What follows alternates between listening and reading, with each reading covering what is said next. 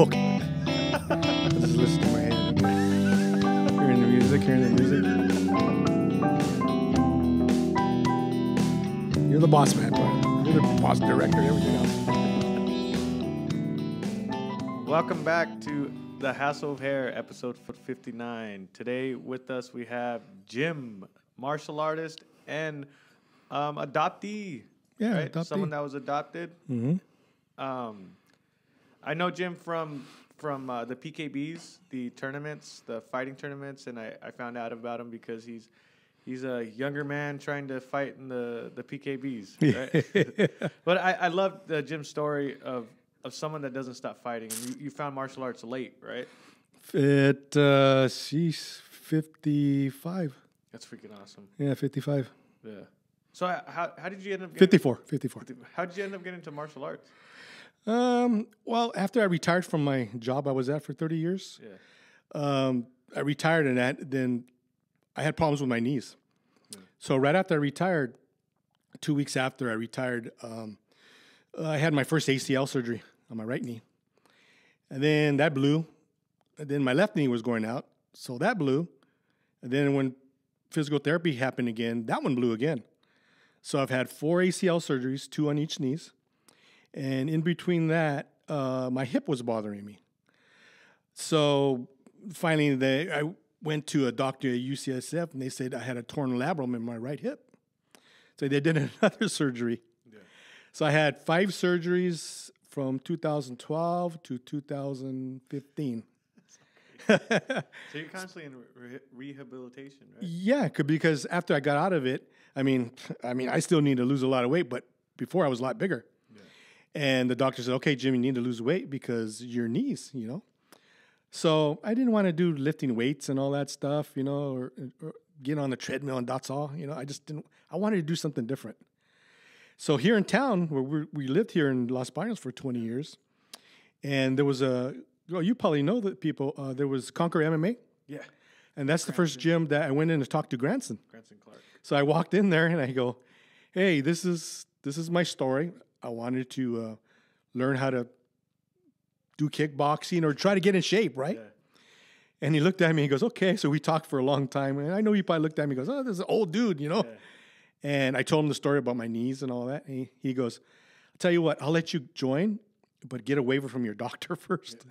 So I had to go back to my doctor, Dr. Harwood in Morgan Hill, and told him what I wanted to do. And he goes, you sure you could do it? He goes, well, I don't know. Unless I try. I got to try it, right? He goes, all right, here's a waiver. Good luck. So I came back to Granson. I go, hey, Granson. He goes, here's my waiver. Yeah. Okay, well, come aboard. So awesome. I got in there, and my coaches were Granson, Jen, and Vili. Yeah. And I think the first 2-3 months, I just walked around the block with them, and we talked about life. And that's a good thing about it. I mean, I got to know them because we just talked about life. Because that's all I could really do. Yeah. It took me like about 6 months even just to start kicking the bag because my knees were so bad. So I was there for about a year and a half. And, of course, it's like Strike Fitness, and you become a family.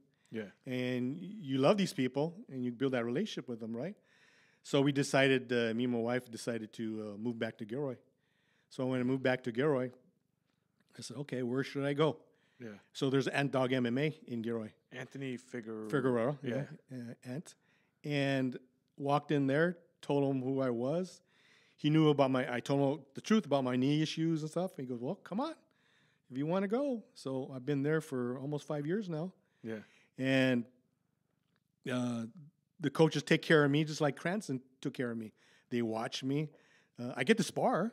I mean, that's a good thing. I mean, these kids are, in their 20s. Yeah, they have a really good gym. Yeah. Really big gym. Yeah, really big. And I've been there I signed up for 2 months, and I couldn't take the commute anymore. I was driving. Yeah. I was driving from Los Baños to Sunnyvale, and then when I get off, I would go to Ant Dog's, and then I'd go home. So by the time I get home, it was like 10 o'clock. Oh, jeez. I tried doing that, and then That's rough. I didn't go anymore. But I was there for 2 months, and then all of a sudden, when I got there, I was like, yeah, I'm gonna do it. I'm gonna do it. I talked to Anthony and the guys up front. Yeah. And then I ended up not going. So I kind of like, whoops. Yeah, exactly. Yeah, it gets kind of rough. Yeah. So I've been there ever since. Awesome. And I just, my bucket list is on my bucket list to get in a smoker. Like I was telling you the story that I wanted to do that smoker in Santa Cruz. But, my mind was going back and forth, and my coach was saying, you sure you're ready? Because, these young whippersnappers are going to, full of piss and vinegar, they might want to go after your knees. Yeah. And I wanted to do it, but my mind just said, okay, maybe I better not. And then I talked to the promoter there, and he's all the time, hey, we could have did an exhibition. Show people that it doesn't matter how old you are, you can still do this sport. Yeah, that's why I love your story in that aspect, that part of your story, because I love these guys that come in and are not giving up, that are not just going home after work and just sitting down and drinking a beer and just letting it go to waste, right? Like, stop trying. Stop trying. And, I've never done, any boxing or anything like that. And now I do it, and I'll be 59 in January. Yeah. And I'm still going strong. Awesome. I still try to work out 4 days a week at least. Yeah. And I try not to give up. And my coaches will push me, and I don't give up. That's one thing I won't do is give up. That's awesome. I'll never quit.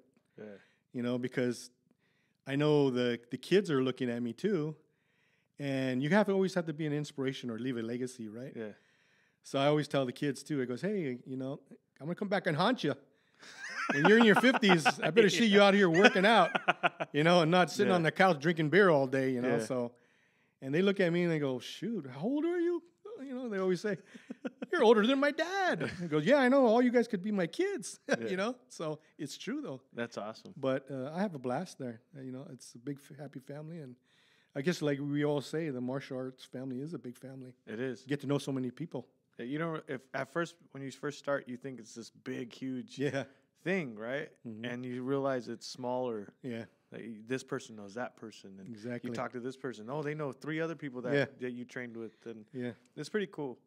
But before we get into the whole adoption story, I do want to give a shout out to this is always the hard part, for our sponsors. Mm-hmm. La Gloria Panderia is a bakery here in Los Baños that are doing big things. And they're awesome. Yeah. I actually have some. They got one in Gilroy too?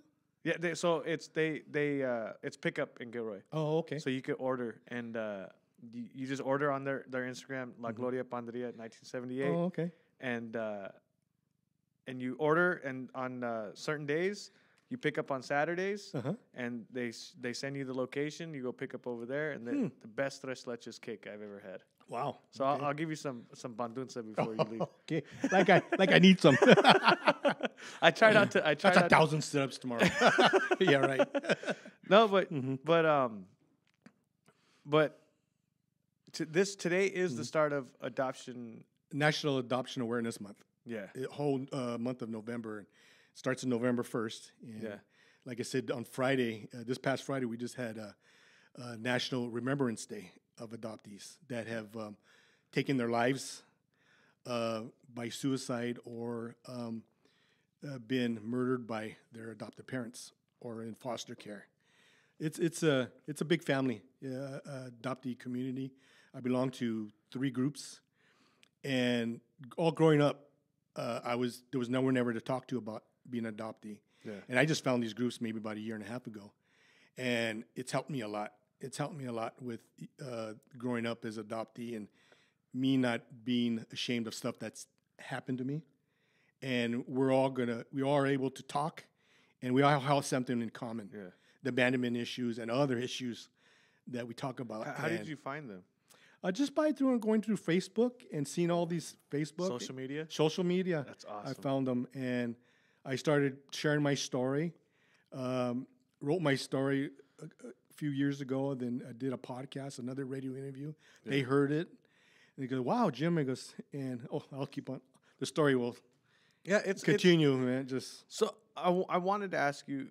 This is why we had you on. Sure. It was crazy because I reached out to you. I didn't know it was Adoption Awareness Month. Yeah, me either. So I found out. I go, wow, it's perfect. Yes, and we planned the day, and you're like, that's the exact day that it starts. So this is awesome. But the first thing I wanted to know was, when did you find out you were adopted? Well, that's the interesting story right there. Yeah. I was adopted in 1962. Yeah. January 22nd, 1962 is the day I was born.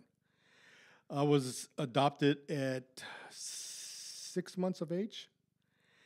And my parents that adopted me were living in Gilroy.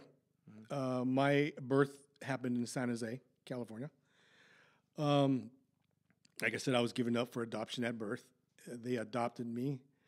The question you asked me was, when did I find out? Yeah. Well, that's part of the story is growing up, because I just asked my sister this, because I have 3 sisters. One of my sister that's a year older than me, she was adopted with me at the same time, but she's a year older than me. So I had 2 other sisters and her and a brother. Yeah. And I had to ask them because, you know what, I never remember anyone sitting me down to tell me I was adopted. All I remember all my childhood was them teasing me that they got me at a supermarket. So people always say, goes, wow, that's something you have to live with the rest of your life. Yeah. And I actually asked my sister, not the one that was adopted with me, but my older sister, why didn't you guys ever sit me down to tell me I was adopted? Yeah. And she couldn't give me an answer. Because even my parents that raised me, they never sat me down to tell me I was adopted.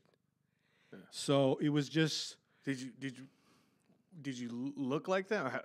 Did you look like them? You know what? I kind of look like my dad, but not really. We're kind of like the same height, dark skin, but he was a really thin man because he passed away about 7 years ago. Yeah. And my mom passed away about 17 years ago. Yeah. So, but we didn't really look at like each other, but same color, skin, and everyone always thought I looked like I was Filipino, Hawaiian, and stuff like that. Right? I asked you. My last name is Serrano, and everyone's like, okay, you're Hispanic.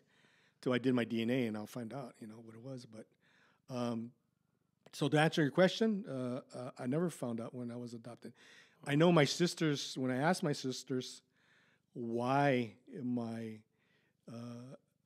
parents adopted me, was because they had a son his name was Georgie. He was like 2 or 3 years old, and he passed away. They lost him. Yeah. So my mom was going through a mental breakdown. So I think my personal opinion, I think the reason why they adopted me and my sister was maybe to fill that hole in their heart that they lost. Yeah. And that's another part of the story that I'm going to be getting into. But to answer your question, no, I never.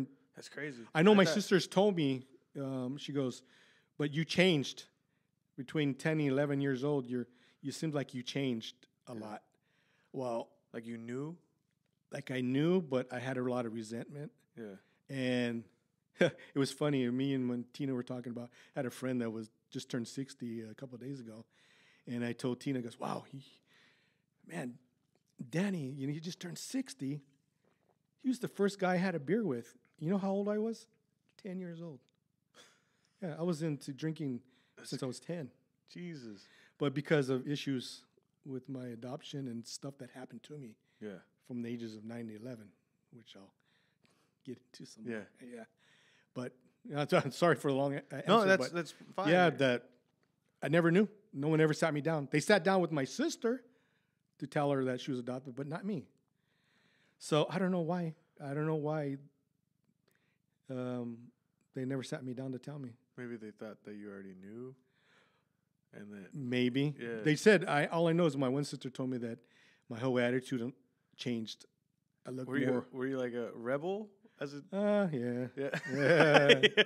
Yeah. I was a jerk sometimes. I had a lot of. I drank a lot. Yeah. Big temper. Big temper. You would never think. Yeah, like Jim's like the everybody always tells me, he goes, you have a temper? I goes, well, yeah. I goes, I tell sometimes people will say, well, damn, you hit hard when you're hitting the bag and stuff like that. Yeah. But see, sometimes they don't realize I might be having a bad day. Yeah. And maybe trauma from my childhood. And that trauma will come out when I'm hitting a bag. Yeah. That's because that's my therapy. Yeah. I've never been. So a lot of the adoptees see therapists. Have been in therapy. I've never been. Well, I can't say I've never been to a therapist. That's part of the story about my search. Yeah. That I'll get into. But so that's part of my therapy. That's why I love going to the gym. I love hitting the bags. I love that physical contact because sometimes I'll have a bad day, and instead of giving it out to anybody else, I'll give it out to the bag. It's crazy that you say that because this week I was there's some people that I hold pads for because I do personals for people. Sure. And there's people I hold pads for, and sometimes it feels like they'd rather talk. Yeah. Than hit pads or than work technique. They'd rather just hit hard. Hit hard and then talk when the break's done. And then I asked my buddy that also does personal pad holding. Sure. But adaptive sessions. I know. Yeah. And he said it's pad therapy. Like it's legit. Like for some people, like in my head, I'm thinking everybody wants to be a fighter. Yeah. So and then I don't realize people just come in just to vent and just to hit hard. Yeah. The fighting business, I've never been like I want to be a fighter. Yeah. No, it's just I don't want to quit. Yeah. There's a difference between being a fighter because you want to hurt somebody. Yeah. No, I just want to keep going and never quit. Yeah. Because growing up as a adoptee, you have a lot of abandonment issues. Yeah. So I don't want to quit. I'll always win the battle. I'm always going to win the battle. Yeah. I mean, I got on my leg, my tattooed on my calf right here. I'm still standing. I'm still strong. Well, that's my favorite line for a movie called Antoine Fisher. Yeah. Where he goes back. You just said the poem. Yeah. I just said the poem. And the poem is all about not letting the trauma defeat you. Yeah. And going back and realizing you're never going to give up. And I'm strong. And that's why I really love hitting the bags, working out, learning, just learning. I mean, it doesn't matter how old you are, you're still going to learn. Yeah. And if you feel like you got it all, I've learned everything, and that's when you're in trouble, right? Especially someone that's, almost 59 years old. Yeah. I see a lot of these young kids, and that's a good thing about it is when you're in the gym, it's not all about, ego and all that. Sometimes it's about talking about life. Because sometimes, some of these kids are going through some problems, and I'll tell them the mistakes I did. And sometimes, I'm a Christian man, and so sometimes I ask them, would you like to pray? Yeah. And most of the time they say, yeah. So I'll pray with them right there, but, I won't be, how we would say, I always just make fun of people in the church is Christianese. You're not going to talk all Christianese. You pushes them away. Yeah. Just be simple. The gospel is simple, but also conversations with people are simple too. Yeah. If you leave it simple. If you start getting above their heads, you got to put yourself how you were back then. So that's why I love the kids. That's why I love the kids that I get to hang out with at the gym and stuff like that. Yeah. Because we talk more about life than we do about hitting a stupid bag, And I think, sorry. Coach she made my role as her assistant coach, someone under her, helping her. Sure. When I was fighting, I didn't see the role, how big it was. Mm-hmm. And I just knew I was just a fighter that was helping coach. And then COVID hit, and we're training still, and I start seeing these people coming in, and they're looking at me like a coach. I didn't realize how big that role was. Yeah, exactly. And they're like the kids, especially like the teenagers, the younger kids. When you see them like asking you for advice, you just like some of them have reached out to me and that they're going through stuff, and it's just like I didn't realize on how big that role was until recently, and I started being a little bit more serious about how I take the role, basically. Sure. Yeah. But you keep on telling about you're saying that there's a story about how you the search. The search for that's the crazy part is that does all the adoptees that do they all go and search for their parents? Some of them do, and some of them don't. There's a lot of stories about searches and some stories of people not wanting to search. Yeah. Because even I know a lot of people they're kind of really scared about doing the search of the unknown. Yeah. Especially when they hear my story, they go, "Man, I don't want to go through that." I goes, "Well, I don't know. How do you know your story's going to be like mine?" Yeah. I mean, there's hope. That's why I tell my story. If I kept my story to myself, I'm being selfish. Because how am I going to help anybody else? Because all these years I was trying to find adoptee support groups to help me out. I had nobody to talk to. For 57 years, 56 years, I had nobody to talk to besides my wife, Tina, about being adopted. Yeah. And she always tells me, And there wasn't social media that was like that back then. No such thing as social media. Yeah. I mean, I barely know how to turn my stupid computer on. Thank God our daughter still lives with us. Yeah. Elizabeth, help me. Yeah. So, but the search story, I mean, search started here in Los Banos. Yeah. How you started searching. Did you just wake up one day and just said, I'm going to look for my biological parents? Well, this is the story. I'll start. When I was 38 years old, I was watching a program. I don't know if it was one of the talk shows. I think it was Oprah or one of the talk shows. And there was a guest on there, and they were talking about he was an adoptee, and he wanted to go find his biological family. So he was kind of showing this is how you do it. You could go and get non-identity information because most of the adoption records are closed, in most states. So you can't get your records, So, 38 years of not knowing who I am, 38 years of not knowing any medical background. My daughter's getting older, and I didn't want her growing up like I did. Yeah. So we were watching that program, and I go, wow, so I could get non-identity information. So I was born in Santa Clara County. So what non-identity information is, let me tell you the story. So I went into the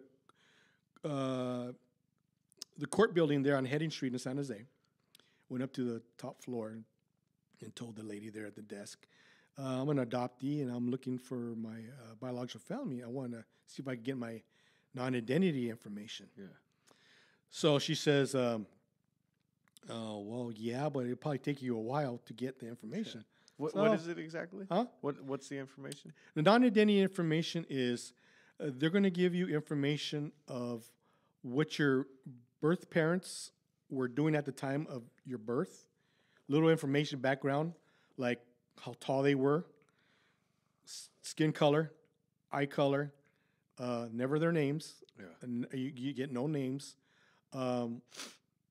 Let's see, background, what they were doing at that time of your birth, like working, what they were doing. So that's what non-identity information is. Their height, weight, all that stuff, right? That's going to take a long time? Yeah. Yeah. Well, records, county records, government, it's a whole, bunch of crap. So, I'm sorry. No, you're good. You're good. But, so I went there and I says, okay, well, I went back home because this is when we were living in Los Banos because we were here for 20 years. And so came home and I was kind of frustrated because I wanted the information right away. Yeah. And so it didn't come. And I guess my brother-in-law that used to work for a bail bonds business across the street from the court buildings, I guess knew the lady or something. He said he went to go talk to her. Yeah. And one day I was checking my mail and I opened up the mailbox and there was a letter about a month after. And it says County of Santa Clara. And I go, oh shoot, did I get jury duty? Did I get a ticket or something? I don't know what it was. I opened up, it was non-identity information. Awesome. So I opened it up and read, well, your birth mother was 5 feet. She was 89 pounds, dark skin. She worked in a medical office. She was living with your grandparents. Let's see, what else? They had a relationship for a brief time, her and my biological father. And then on biological father, it said your biological father was 5'6", dark skin, brown eyes, black hair. Relationship with your mother, brief time. He went to work till 10th grade. He quit and went to go start working. Okay. So after I got all that information, I had it in my hand, right? And this is actual information about your parents. Yes. Like, how did you feel when you got that? Was it just? It's just a lot of emotions, a lot of wow. It's a trip, but because you didn't know anything about him, right? No, and the hardest part before that is I had to go approach my mom and dad that raised me to tell them I was going to start searching. Yeah, and they weren't very comfortable with it. They weren't very comfortable with it at all. And I seen it in their faces, like I was trying to replace them. Is that what it is? Why parents get? Yeah, because I think most adoptees, it's like you don't want to hurt them. Yeah. Because they took care of you. They're your mom and dad. I mean, they did everything, for you. But I think they were more intimidated, thinking that I was trying to replace them. But I told them, I'm not trying to replace you guys. Yeah. And during that time of me starting my search, my mom had breast cancer. Yeah. So that was even more guilt on me, on my chest, on my shoulders. How can you be looking for when your mom has cancer? Yeah. I mean, what type of son are you, But in my mind, I said, I have to keep on going. I have to keep on going. So the job that I retired from, I drove a concrete ready-mix truck for 30 years up in San Jose for Central Concrete. I retired from there in 2012. But one day I was delivering concrete to a job site. And there was a gentleman there, and his name is Carlos. Okay, his name was Carlos. I delivered concrete to him for like 20 years. So we had a relationship, always talking and stuff like that. So he asked me, he goes, hey, Jim. I goes, what you been up to? He goes, well, you want me to tell you the truth? He goes, yeah. Well, I'm looking for my biological family. He goes, what? Yeah, I'm looking for my biological family. And he goes, oh, okay. Well, do you know anything? So I started describing the information about my biological mother to him. How many months after? How many? This was probably about 3 or 4 months after I got the letter. Oh, okay. So I was on the job site with him, and he looks at me, he goes, wow. He goes, what do you mean, wow? He looked at me kind of strange. That sounds like a lady named Marie that I dated in the 60s. No. Yeah. So I looked at him and goes, when were you born, Jim? I goes, well, 1962. That's not your dad. Okay. Okay. Everybody always stops me. When I start telling my story, people stop me about 10 times till I tell you the story. So I looked at him and he goes, wow, okay. Everything was, the girl Marie that he was dating was on that paper. Everything was the exact same thing. He knew that she got pregnant and she gave the baby up for adoption. And so I said, wow. Who is this guy? His name is Carlos. Yeah. He was a contractor that I used to deliver concrete to. Okay. So I was delivering concrete to his job site. Yeah. So I've known him for 20 years. Yeah. So he asked me, what I was up to. Yeah. So I told him I was doing my search. Okay. So I know I get it. Sorry. I'll slow down. So no, just like it was a trip. So then I looked at the paper. I didn't have the paper with me. Back then I didn't have no cell phone, right? Yeah. The phone booths, right? So I knew the paper said he was medium skin, which is Carlos. Yeah. Dark hair, which is Carlos. Brown eyes, which is Carlos. I knew all that, but he didn't know I had the information about the birth father yet. Yeah. So I called Tina right away from a phone booth. I go, babe. What's a phone booth? No, young guys. I'm just kidding. I called Tina. He goes, what does it say about my birth father, about the schooling? Because, it says that he went to school till 10th grade, then he quit and went straight to work. Yeah. So I went back to the job site. I told Carlos, I goes, hey, can I ask you a question? He goes, sure. I goes, did you go to high school? Yeah. He goes, yeah, I did. So, okay, you graduate and stuff? He goes, no. Oh, fuck. You didn't? He goes, no. I goes, no, I left school in 10th grade and went full time. I go, wow. This is crazy. Yeah. I looked at him and I go, that's exactly what that paper says, Carlos. He looked at me, he goes, wow, I think you're my son. I looked at him and goes, wow, I think you're my dad. So so we talked and we were shocked. I was shocked. And probably about 3 weeks later, a buddy of mine at work, one of my guys that works with me, he drives a mixer concrete mixer too. His name was Johnny.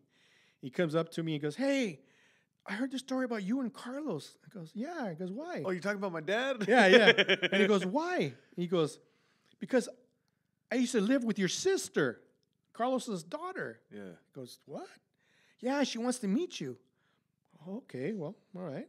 So did you do any like test or anything yet? I Okay. get to- Yeah. So after that, Did you did you really think it was your dad? when yes. So yes. you're like, this Because is my everything dad. matched. Yeah, everything matched. Everything matched. So then Okay. she came to Las Baños. Remember, do they still have May Day here? May Day Yes. parade and all? Not this. This is the first year, and They canceled it? yeah. Okay. a Well, while. back then we still had it, right? That's when everybody knew it was serious. Yeah. So Yeah. she came down, spend the Yeah. weekend with me and her son. So I got to meet her. That's awesome. So, and then me and Carlos I went to his house. He used to live in Hollister. Yeah. So we're Did she talking. look like you? Yeah, kind of. Yeah. That's crazy. Okay. So so me and Carlos were going back and forth talking to each other, but I never told my parents that I had found, because Yeah. they weren't comfortable with the whole situation. So, after that happened, we're talking about, okay, we're going to do this for Christmas, we're going to do this for holidays and all that, right? And then we said, well, we better do a blood test to make sure. Yeah. So both me and him went to a medical place in San Jose at one of the hospitals, and we took our blood test. 7 weeks later, the results came in the mail. It was negative. He wasn't my father. Yeah. He wasn't my father. So Dude, that's so crazy. it's crazy, man. But that's a roller coaster. yeah, right? yeah. That was probably one of the worst days of my life. Oh, fuck. Dude. And my buddy that I used to work with too, he used to be my next door neighbor here, Los Baños. He remember me going to work that day, and we used to commute together. He says that because I was like a zombie. I was just in the cab, just like, I just couldn't believe it. And I went to work with my mind I don't even remember. Like your hopes working. were just gone. Everything was just gone. Yeah. Okay, so of course Tina tells me, he goes, don't give up. Yeah. We're going to keep on trying. We're going to keep on trying. So probably about 4 or 5 months later, Tina and our next door neighbor across the street, her name was Connie, they were having a conversation. Yeah. And they're Are having you sorry throughout in between those months? Are you still looking? No, No. I just Let it gave go. up. Okay. Yeah, so And are you still friends with Carlos? yeah, if I haven't seen him in years, I just since I retired, I haven't seen him. That's I can't imagine on him. Yeah, I don't know how it felt. no, for him. he was heartbroken too, Yeah. because he cried with me on the phone. Oh man. Yeah, we both cried. So I'm not ashamed to cry, guys. I'm not ashamed to cry. I'm not either. People heard me crying Yeah, all the time. But That's why every time I tell my story, I always tell myself, "Okay, Jim, you got to be strong. You got to be strong." Then I mentioned one thing, and it just Yeah. But so Tina was talking to our neighbor across the street. Her name was Connie, and then Connie mentioned that her husband was adopted too. Yeah. So Tina was telling her about my story. So she goes, "Why don't you tell him to come talk to him?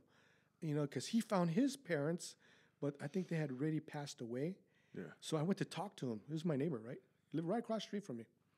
So I went to go talk to him, and we sat down and talked about our issues and stuff like that.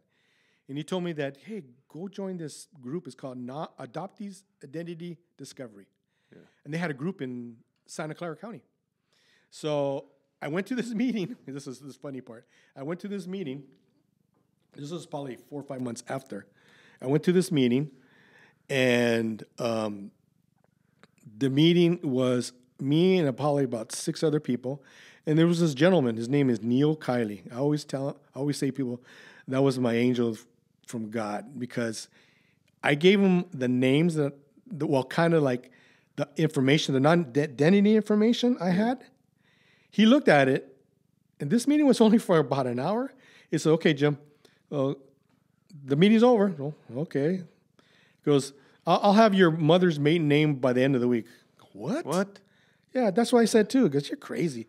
I mean, he didn't charge no money. It was all free. It was a free meeting, right? So probably, a week later, he calls me up and goes, "Okay, I nailed it down to 3 names. That's your mother." Yeah. Okay. One of them lives in San Jose. One of them lives in Long Beach, and one of them lived in some other county down south. It's all right. Did he tell you how he did it? No. So I says, okay, whatever. And he's an older gentleman. I was like, this guy's crazy. Yeah. How can you do that? So I had the 3 addresses.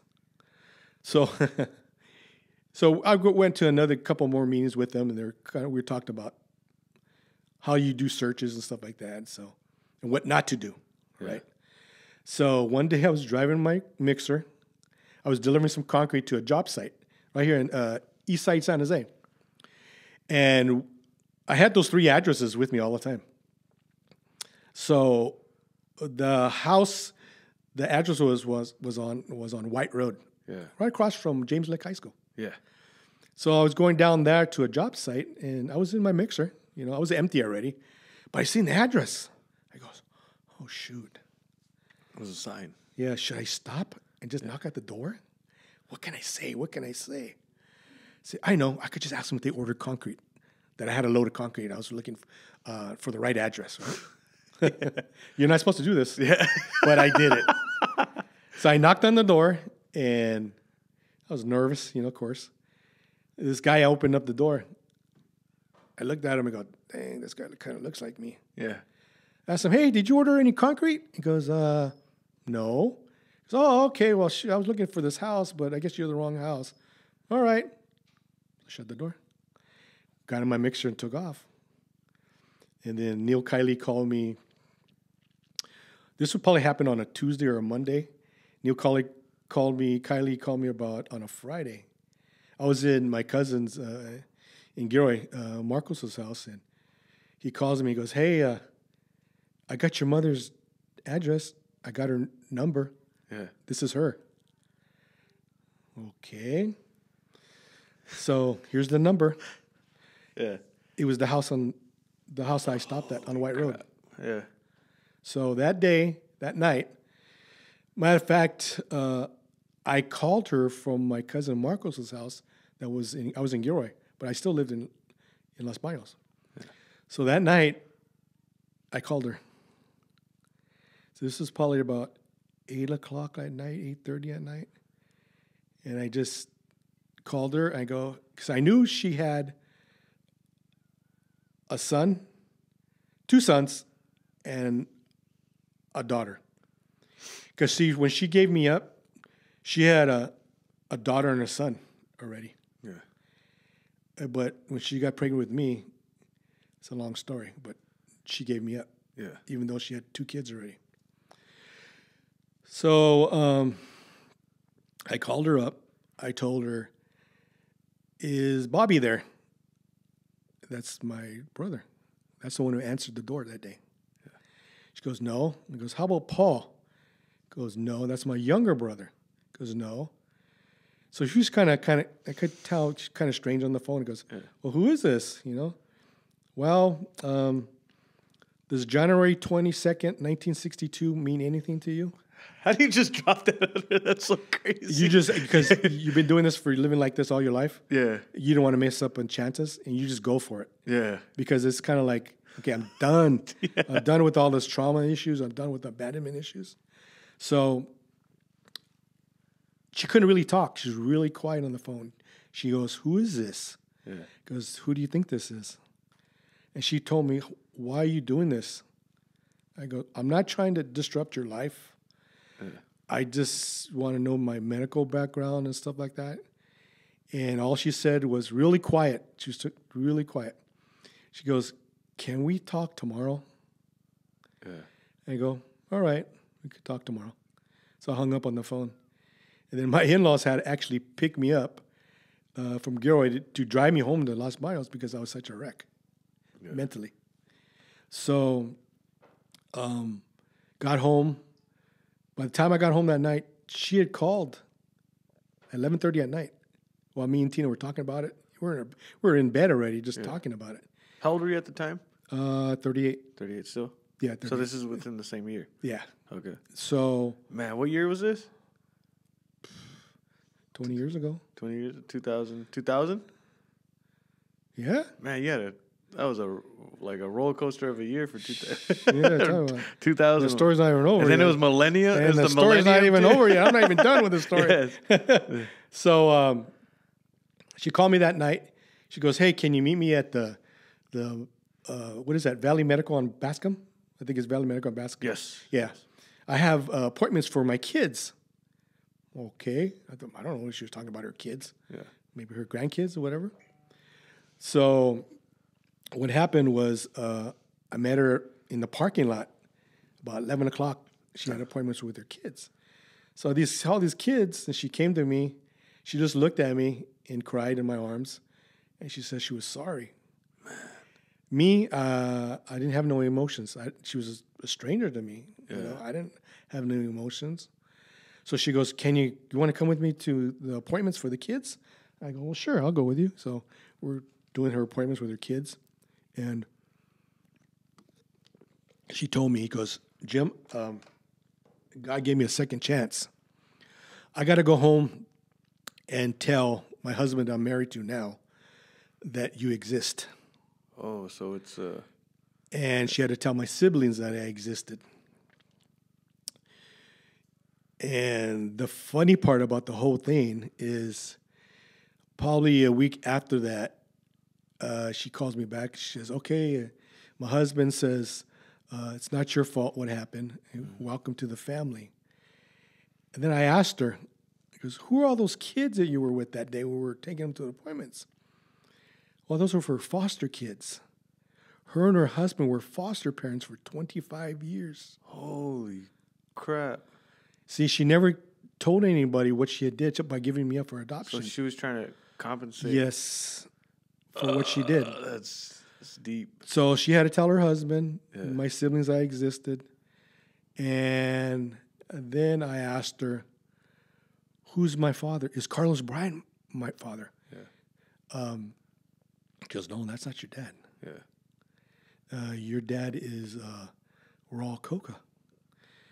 I go, Raw Coca, okay. Where do I find him at? Yeah. He goes, well, I know where your uncle has a store at. It's called Coco's Downtown Furniture. It was in San Jose for like 75 years or whatever. What's it called? Coco's Downtown Furniture. Oh, okay. It's right there on Santa Clara on 4th Street, or 3rd Street. But it was there for years and years. Yeah. And they just closed down and sold the business like 3-4 years ago, I think it was. But I know how you get hold of your biological father's brother. Yeah. So here I am driving my mixer again, delivering another load right across the street. What's up with this job? Exactly. Yeah. Yeah. I thank God for my job. Yeah, I know. So I went in there, and there was a gentleman there, and his name was Henry Coca. He was Henry Coca Jr. Because Hank Coca was his dad, owned the furniture store. He goes, hi. He goes, what can I help you with? He goes, hey, do you know a Raw Coca? He goes, yeah, that's my uncle. I goes, okay. Well, I hate to put it this way, but I kind of want to get a hold of him. He goes, well, who are you? Well, I'm his son. I'm supposed to be his son. He goes, what? He goes, yeah, here's my number. Here's my biological mother's name, Noberta. And if he wants to get a hold of me, tell him to get a hold of me. And he just looks at me and shakes his head. Because that time I didn't realize that my biological father never had kids and never was married. So he didn't even know. Yeah. That's another issue. I mean, even know if I existed or not. So I never got no phone calls for about 3-4 weeks. And then one day, my biological mother threw me a party at her house to welcome me to the family. She had other family members coming. This lady, your mom, your biological mom, she lived with a heavy heart for years. Yeah, she still does. Yeah. Still does. I mean, she's still, Because the fact that she did that with the foster kids. Yes. And then the fact that she knew right away where you could get a hold of your dad, it means that she was probably thinking of you constantly. And she's finally telling me now that she's starting to understand how an adoptee feels, because I share a lot of stuff that I'm learning from the adoptee support groups with her. Because there's another argument we used to get in arguments back and forth because, she used to kind of tell, oh, I know how you feel. I know how you feel. Just because you were a foster parent and say maybe your kids got adopted through your house, you don't know how an adoptee feels. Yeah. Just like I don't know what a mother feels giving up their child. I'm not going to tell you how you feel. So you shouldn't have to tell me how I feel. Yeah. Just because you've been around foster kids all your life doesn't mean you know how I feel. Yeah. So we go back and forth on that, but she's finally understanding, and we're kind of like meeting in the middle now instead of fighting all the time, you know. And so that's a good thing, you know. It just takes time. It takes time. Yeah. Adoptee life is a journey, a lot of ups and downs. So he ends up calling you 3 weeks later. 3 weeks later, after the party, we got home for the party, and me and Tina were talking because we're coming back to Los Baños. I go, babe, well, I guess he doesn't really want to get a hold of me, right? She goes, well, at least she's welcoming you into the family, right? So, okay, yeah, all right. So we got home that day, and Tina goes, you got to listen to this recorder. You got to listen to the recording, the voice recording machine. Hi, this is Raw Coca. I think you're my son.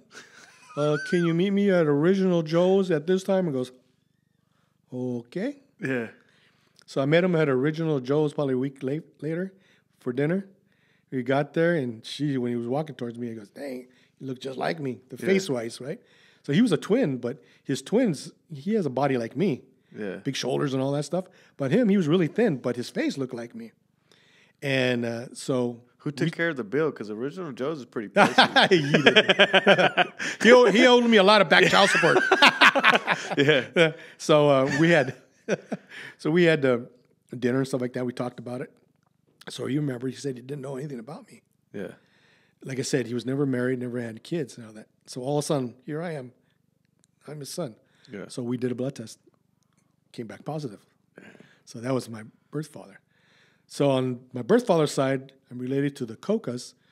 On the birth mother's side, there's the Montoyas, and there's a bunch of names. Yeah. But I find cousins all the time. So you spent almost a year, right? Of searching? Yeah. Searching and then wondering, your 38 years of your life, you were wondering.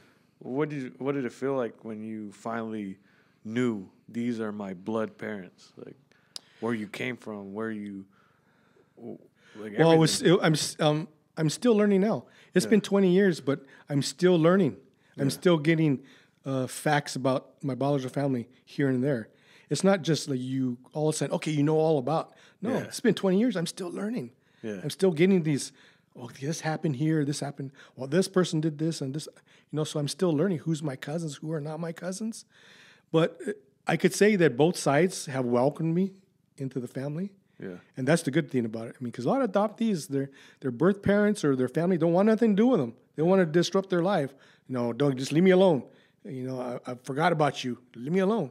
Yeah. So that's why you hear a lot of people that, you know, take their own lives because of the abandonment issues. Yeah. I still handle the abandonment issues because, you know, I was raised with parents that never said I loved you. My dad never even said he was proud of me. I retired. Me and my dad retired from the same company. Yeah. He never said he was proud of me.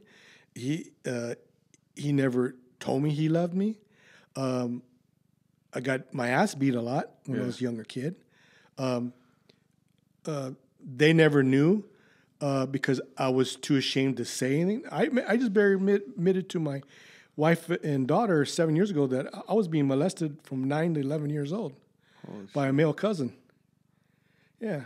See, so when people say, have you healed, Jim? It goes, well, I think this is part of healing because for a male to confess that you've been molested by another male from 9 to 11, I mean, your manhood, you know, it's just like, oh. And I remember doing another interview. It goes, hey, have you ever went to try to find that guy? Oh, I know where the guy is. Yeah. No one knows but me and him and God. Yeah.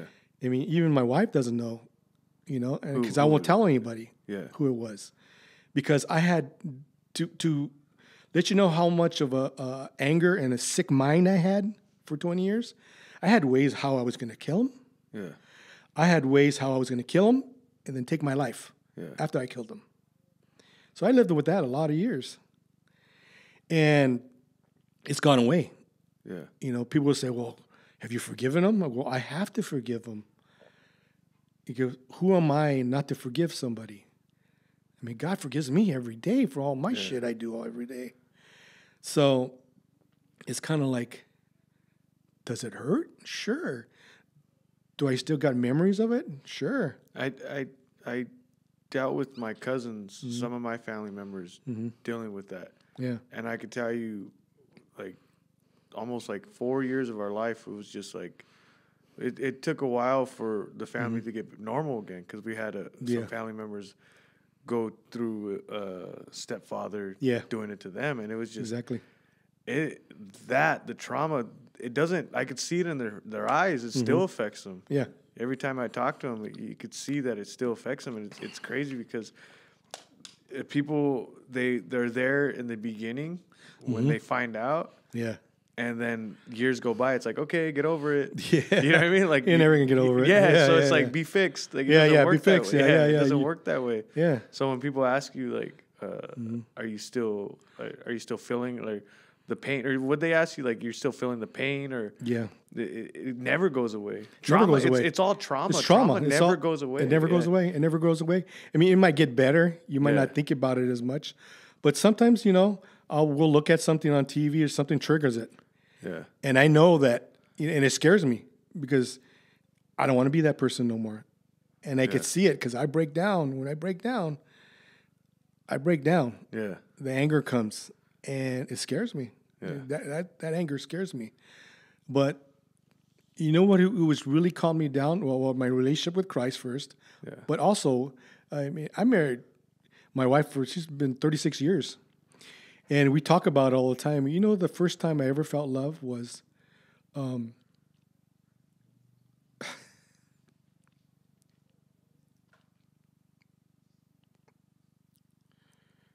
marriage.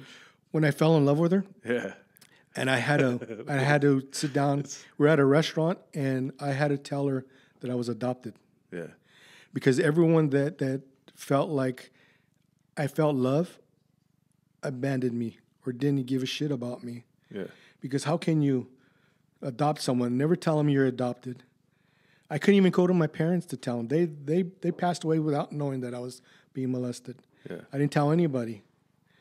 I mean, how can't a family sit you down and tell you, how are you feeling, Jim? How do you feel being adopted? That's why I couldn't tell anybody. Yeah. I couldn't tell anybody, especially if it was a male cousin. And so I had all those issues, and when Tina just said, okay, she hadn't fell in love with me there, but I fell in love with her. But I fell in love with her there because she didn't abandon me. Because as an adoptee, you always feel there's something wrong with you. Yeah. Why does your parent just get rid of you? And with me, it was more heartbreaking because you had 2 kids. Yeah. You had 2 kids already. How can you just get rid of me? You know, and that's something you have to deal with for the rest of your life.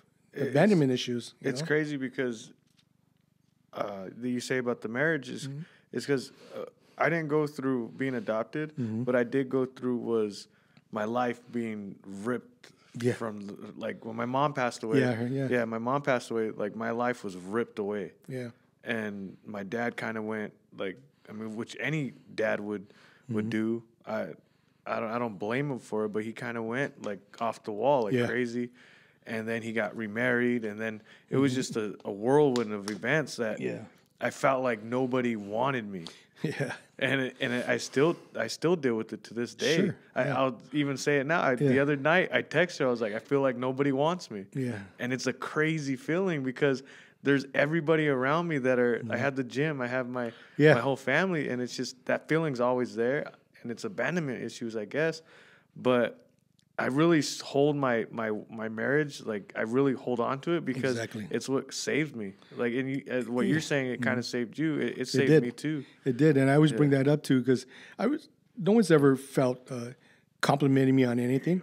And I think the first thing that being complimented was when my daughter was going to junior college, and she had to write a paper about who's inspired her the most in her life, and she wrote about me.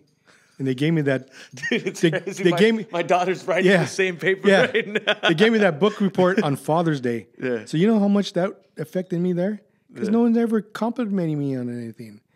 I mean, that's why I couldn't go to my dad or my mom to tell them what was happening to me. Because I know my dad would have said, "Oh, you're lying." I know my dad.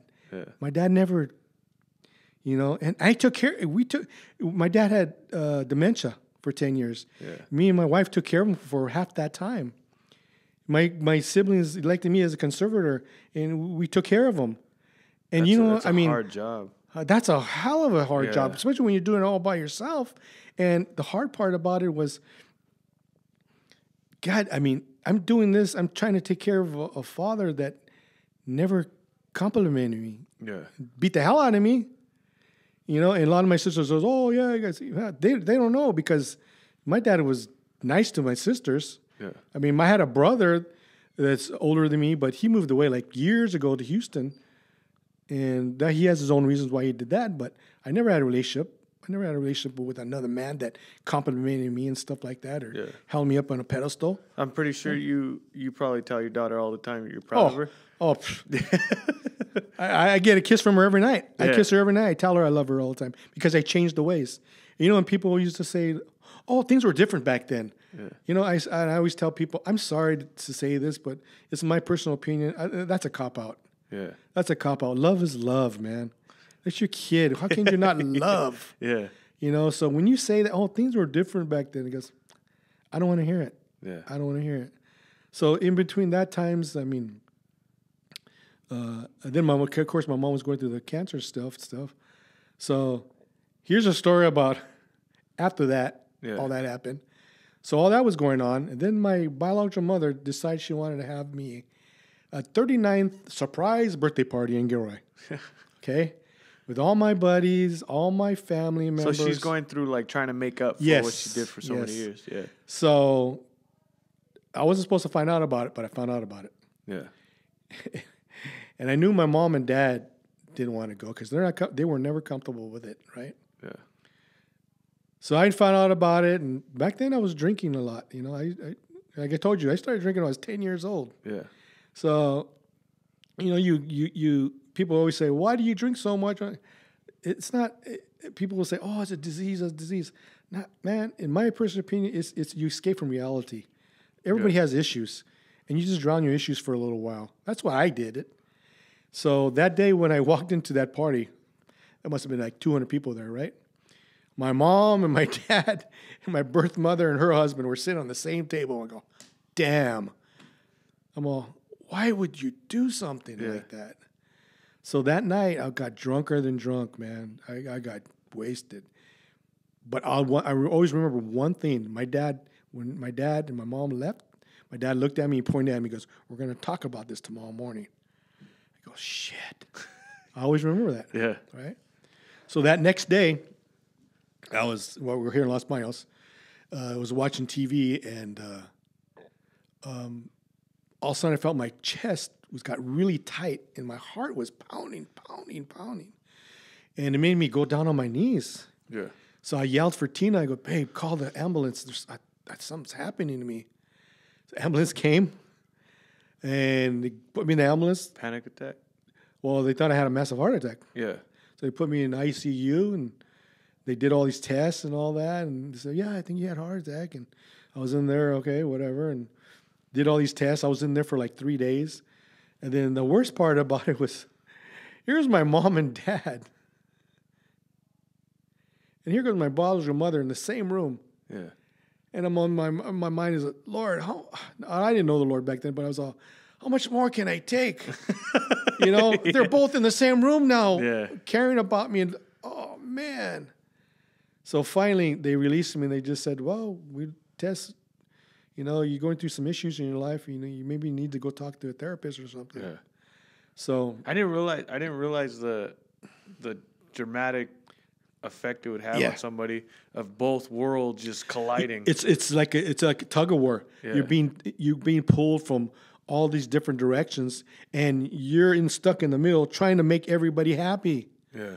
You don't want to hurt anyone's feelings, and everyone is, oh, you don't love us no more. Oh, you don't see us anymore. Oh, you know, how are you going to make everybody happy when you're in the damn middle and everyone's just pulling you? But people don't understand that because you're in the middle and you're just trying to get on with life, but you can't because you're trying to please everybody. Yeah. That's why the one thing about adoptees, most of us are people pleasers, and we have a lot of friends. That's what my wife always tells me, my daughter, Jim, you have so many friends. Yeah. It's because I've always been try to please everybody and be happy, Do you get think along that's with from everybody. the abandonment issue? Yes.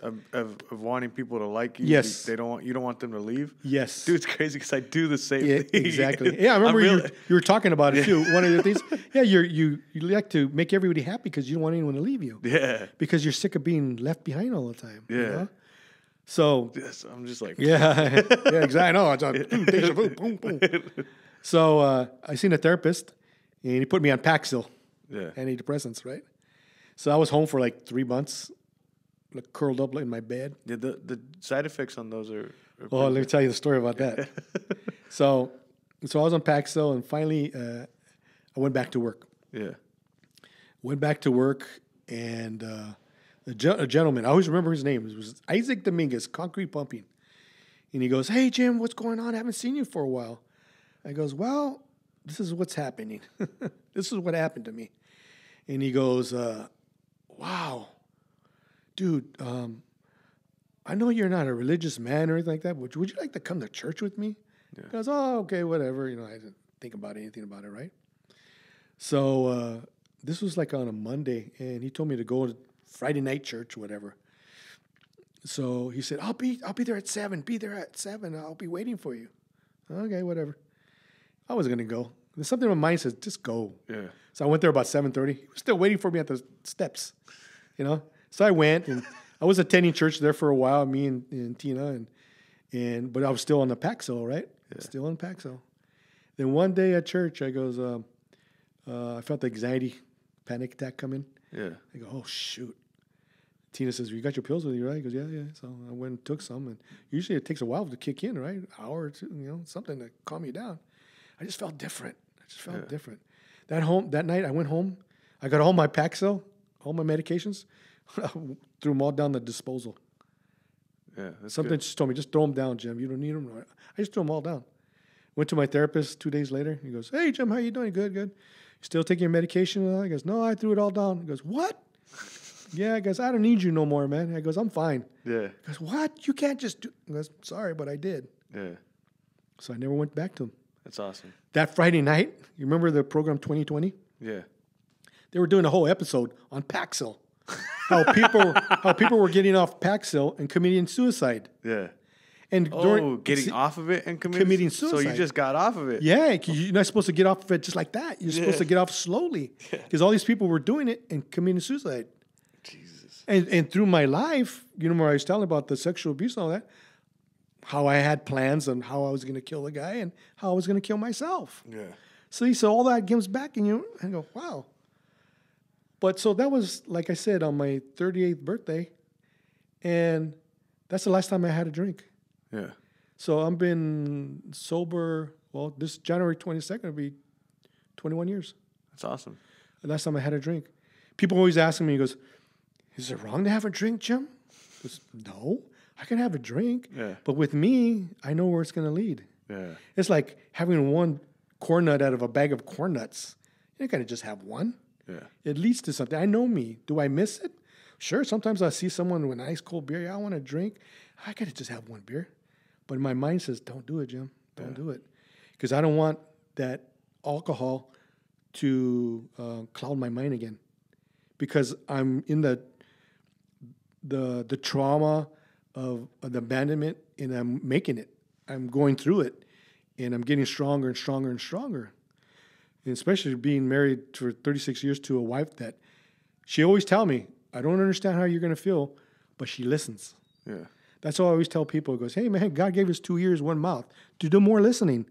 Sometimes you just need to listen. And that listening is what saved my marriage. Exactly. Listen. Communication, right? Yeah. The 5 love languages, you know, listening, giving, whatever. Yeah. And me, it just, like I said, she'll never tell me she understands, but she'll listen. Yeah. And she'll give me advice. She'll tell me, Jim, you shouldn't, be a little nicer, Why do you talk to her that way? You're so mean. Because, babe, it's just like, I'm tired of pleasing people. I'm tired of hiding behind my emotions. It's about Jim Serrano now. You know, I've lived for everybody else. Here's an example. My sister called me probably about 2 weeks ago. I felt really bad. I'm still thinking about it. She called me. She goes, "Hey, Jim," I goes, "we're all going to get together. We're going to make a DVD of all the home movies in reel to reel, put them in a DVD of our childhood. And we're all going to pitch in. And we're all going to do it." She's calling for my other sisters, my nephews. They're all going to do it, right? I tell them, "I don't want to do that." Yeah. And he goes, "What do you mean you want to do it?" He goes, "I don't want to do it. It's nothing that I look forward to. Yeah. It's nothing that I want to remember." But she can't understand. She's an adoptee too, but she hasn't done the search and all that. Yeah. Because I know that my story scares her. Yeah. Of finding out the unknown. But it's crazy when people don't realize like the pressure you're under with family when they ask you to do something. Exactly. For you to say no is big. Yeah. Because it takes a lot. And it could be the littlest thing. And then for you to say no, the lashback or the people like your family like getting mad is 10 times worse. Yeah. You know, it's because they're family. And that's a good thing that you did for yourself, right? Yeah, yeah. I tell my sister all the time that you have to, and my wife, like you have to think of yourself. It's hard to do it, but you seriously, if it's not going to be good for you, then you have to say no. Like, it's just you got to learn how to say no. Yeah. You know, it's best for you, for you to get through life. Because, like I said, I went through a lot of years of hiding behind my emotions and feelings and stuff like that. And like I said, the more and more I tell my story, the more and more the healing process starts. Yeah. Look I only broke down once. Yeah. Usually I break down 2 or 3 times. Yeah. You know, and it gets me stronger. It gets me stronger in life. And it's not all about me. It's about helping others too. Yeah. Letting them know that you're not alone. You know, we all go through issues, and there's hope. There's hope. Yeah. But by telling my story more and more, hopefully I bring people some hope, and not just my life is just ruined, you know? Because I hear a lot of stories from all these different groups. Sad stories, man. Just abandonment. They find their biological parents, and biological parents don't want anything to do with them. Or they just stab them in the back and goes, that's a shitty way to why do you think they're committing suicide? You can't handle it, you know?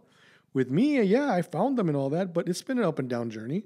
I mean, like I said, both my parents that raised me, they both passed away long years ago. My biological father passed away probably 6-7 years ago. The only ones left is my biological mother. And like I said, that's, you know, she with the foster care and all that. She just retired like, what, a year? Do you still have a good relationship with them? We talk. As a matter of fact, we were talking yesterday. And she's trying, like I said, she's trying to understand. But, you know, that's one relationship. It's like a roller coaster. It's up and down. Yeah. It's up and down. But I think God... But we talk. That's the good thing. Yeah. It's not like sometimes I'll get angry and I won't talk to her for... Yeah. That's any relationship. It's like I won't talk to her for like 6 months. Yeah. But we make up, or my mind is like, damn, Jim, who are you? Not to forgive anybody. Yeah. You know, but it's hard. It's so hard to forgive.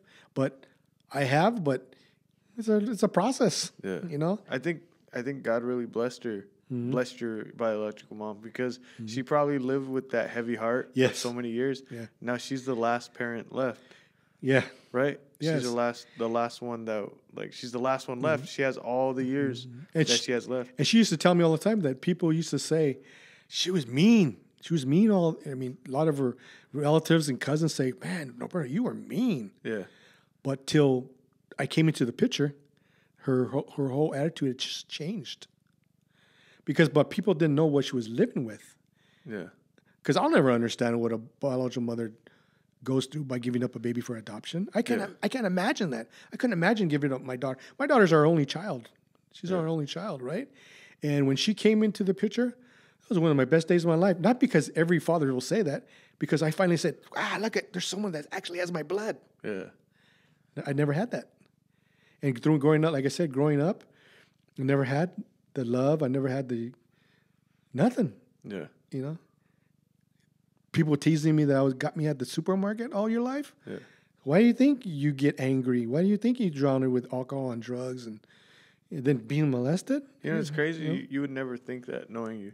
Yeah. Like I said, you're just this happy guy. Even when I seen you at the PKB, you're just this happy guy walking around, just with a big old smile on your face. Well, people always says you're always smiling, because always remember though, there's a proverb in the Bible that says, a smile sometimes will hide away despair in your heart. Yeah. See, sometimes that's a part of always trying to please somebody. And I'm a happy guy. I enjoy life, but sometimes I break down, and it's okay to break down. You know, it's okay to have a bad day. You know, like I said, sometimes at the gym, there's, oh man, you hit hard, or you're hitting the back hard, but they don't realize what's going in my mind at that time. Not because I'm a mean person, I want to hurt somebody. It's just that the issues come back, and you remind you, especially like telling my story right here, and on the way home, I'm like, by the time I get home, I'll be like I did 50 rounds. Yeah. Because mentally and physically, I'm just beat. Yeah, it's rare because people ask me my story about my mom, seeing my mom pass away and all that stuff. Yeah. I don't really tell it because it is heavy. Yeah. It does affect you for like a day. Yeah. And it's just like it takes a lot of energy because you got to go back down that road. So So thank you for I didn't realize. So thank you for telling your story. Yeah, because my mom passed away. She passed away in the hospital, and they called us on a Friday and says, "Okay, you got to get to the hospital quick because she only has like 5 hours to live." My mom lasted 5 days. Yeah. So I think my dad, he didn't see her pass away. He left like a day before she passed away. Yeah. But I was with her. I didn't actually see her pass away, but the death gargle and all that stuff, suffering to go away. And it's just like at her funeral, I probably was the worst feeling I've ever had of losing somebody. And now I'm starting to realize why it was so, that feeling was so deep in me, was because not able to tell her that I was being molested. Yeah. But even the times I was getting beat by my dad, a lot of people will say, "Oh, you were getting beat." No, every old school OG Chicano family, you get beat. But when you get beat and it doesn't stop, and your mom's in the other room crying, yelling at her husband, "Stop it, stop him, stop it. He's had enough, stop it." In those days, you get beat, you cry, you get harder. You couldn't cry. And people used to say, "Damn, Jim, you're tough." No, because I remember my childhood. Get your ass beat, but you better not cry. Even though how much it hurt, don't cry. Yeah. And that was my, like I said, but people will say, "Oh, it's OG style." That's OG style, yeah, but it sticks with you for all the rest of your life. Yeah. Like I said, I'm almost 59 years old. I'm still thinking about my childhood. You know, It sucks. Someone had just told me yesterday, because I asked him, "Hey," so he's older than me, and I go, "Hey, when do you start feeling the pain?" And he's "What are we talking about? We talking about physical pain or the mental pain of thinking about your life and all that stuff?" And I started laughing. It's funny that you say that, but. I'm learning that the people I love having around me, it's weird, but people that have been through trauma. Yeah. And I relate to them. But the one thing I notice is that people that have been through trauma, they reflect on themselves so much. Like this whole entire conversation, I hear you telling me you're talking to yourself, you're telling yourself, like, "Jim, like you're reflecting." Yeah. Right? And not that many people do that. And that's kind of cool. I'm realizing that I'm different because I reflect. There's people out there that just live their lives without even looking at their own self of what they're doing wrong and what they could change. Yeah. And this whole entire conversation, you're just talking about telling yourself, "Okay, I could do this better, or I could do this better," and it's awesome, man. I mean, it's kind of like, you think about yourself at your celebration service when you pass away. Yeah. Everybody wants to leave a legacy, right? Yeah. Are you going to leave a good one, or are you going to leave a bad one? Is the person that's going to be doing a eulogy for you, is it going to be lying about it? Or is it going to be telling you the truth? Yeah. And I want to leave a legacy of like my daughter always tells me, and even my wife, because you're a very strong man. Everything you've gone through. Yeah, I am. I am a strong man. I could admit that I am a strong man. Yeah. But I still hurt. Yeah. My heart still breaks. But it's just life. Everybody has trauma some ways or other. But it's kind of like you have to let it go. If you keep it inside your whole life, it's too much anger. Yeah. Too much anger in your life, and you just don't want to deal with it. I hate anger. I hate how I sometimes I get. Oh, I hate it because it scares me. Yeah. What I thought I was going to do when I was younger. How can you think that, Jim? Yeah. How can you think about how you were going to kill a guy and then kill yourself? That don't make no sense. That's probably not even you anymore. Yeah, exactly. Thanks for telling your story, Jim. No problem. I appreciate it, man. Yeah, no I problem. really I'm gonna go to bed tonight thinking about so many different things, and it really taught me a lot. And but one thing I didn't realize before you came on this podcast, people telling their story. I didn't realize how much effort it took until I started thinking. You said that you're gonna go drive home and feel like 50 rounds, and I started thinking about me telling my story, and I'm more appreciative now that people come on and tell their story, and I'm like 100% appreciative that you came and told your story. Oh, it's a privilege, man. It's an honor. I mean, remember, like I first told you guys, I loved you when you first started because you guys are transparent and you guys don't hold back. I'm tired of fake people. I'm getting too old to hang with fake people. And I'll tell them, hey, dude, you're fake, dude. But But you've supported us from day one. Yeah, that's why I was like, it was kind of cool. And like I think the second episode is when you first commented. Yeah. And those people that you've been supporting since day one, it's awesome. Like you're a real dude. Yeah. But thank you for coming on. Thank you for telling your story. If this helps one person. Yeah, one person. That's all that matters. It might just help you. Yeah, that's all that matters, right? Thank you, Jim, for coming on. Thank you. And thank you for listening, guys. Do you want to shout out anything that I could put in the beginning of the podcast? How about shout out to my beautiful wife, Tina, has always been there. And Elizabeth. Always been there. Yeah. Always been there and never tried to understand, but always listened. Yeah. Shout out to all the wives out there, too, because they do a lot. Exactly. But thank you, guys. Love you guys. And see you guys next time.